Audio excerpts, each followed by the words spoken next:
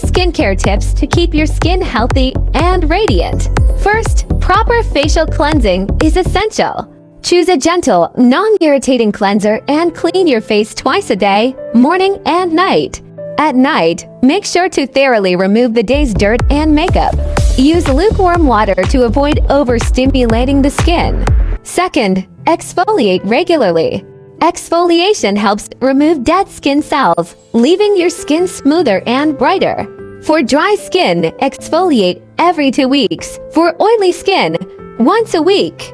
Avoid over-exfoliating to prevent damaging your skin barrier. Lastly, moisturize and protect your skin from the sun. Use a moisturizer suitable for your skin type, both morning and night. Additionally, sun protection is key to preventing UV damage. Apply SPF sunscreen daily, regardless of whether it's sunny or cloudy. If you found these tips helpful, remember to like and follow.